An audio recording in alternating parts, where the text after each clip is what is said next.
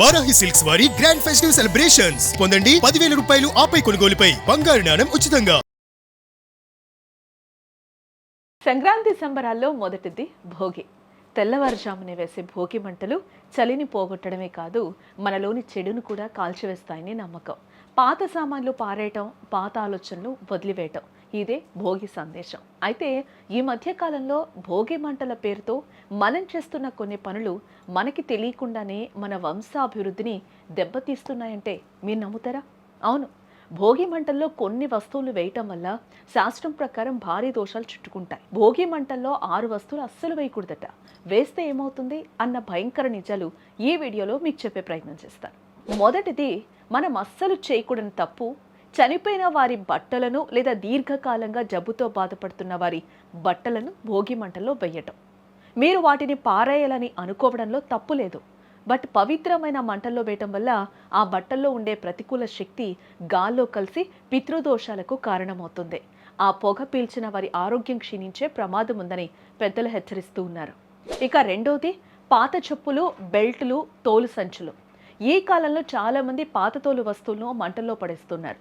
జంతువుల చర్మంతో తయారైన వీటిని కాల్చడం వల్ల వచ్చే ఘాటైన వాసన దుష్ట శక్తులను ఆకర్షిస్తుందని, ఇది మీ వంశాభివృద్ధిని అడ్డుకుంటుందని శాస్త్రం చెప్తుంది.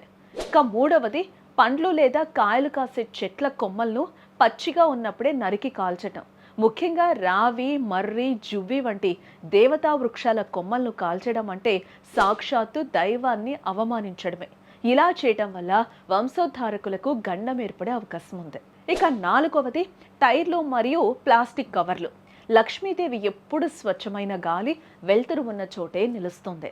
ప్లాస్టిక్ గాలి వచ్చే ఆ భయంకరమైన దుర్వాసన ఎక్కడైతే ఉంటుందో అక్కడ మహాలక్ష్మి ఒక్క నిమిషం కూడా ఉండదు.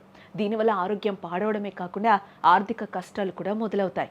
ఇక ఐదవది, ఇనుప సామాన్లు మరియు పగిలిన గాజు వస్తువులు.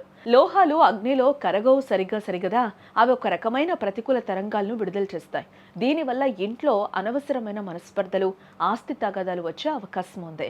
ఇక ఆరవది మరియు అతి ముఖ్యమైనది కూడా ఇదే, ఇల్లు ఊడ్చిన చెత్తను, పాత చీపుర్లను భోగి మంటల్లో వేయటం. చీపురును మనం మహాలక్ష్మిగా భావిస్తాం కదా, అటువంటి చీపురును అగ్నిదేవుడికి ఆహుతి ఇవ్వటం వల్ల దరిద్రం 7 జన్మల పాటు వెంటాడుతుందని ఆధ్యాత్మిక పండితులు చెప్తూ ఉన్నారు. మరి ఏం వేయాలి? కేవలం ఆవు పేడతో చేసిన పిడకలు, ఎండిన కలుపు ముక్కలు మాత్రమే వాడాలి ఇక్కడ. అప్పుడే ఆ గాలి శుద్ధవుతుంది, మనకి ఆయురారోగ్యాలు కలుగుతాయి. భోగి మంటలు అంటే కేవలం మంటలు కావు, అవి జ్ఞానాగ్ని. అందులో వేయాల్సింది ఆవు పిడకలు, పాత కలప, మీలోని అహంకారం, ఈర్ష మరియు ద్వేషం మాత్రమే. ఈ పైన చెప్పిన వస్తువులను మంటల్లో వేసి అగ్నిదేవుణ్ణి అపవిత్రం చేయకండి. ఈ సంక్రాంతి మీ ఇంట్లో సుఖ సంతోషాలు నింపాలంటే ఈ నియమాలు తప్పక పాటించండి.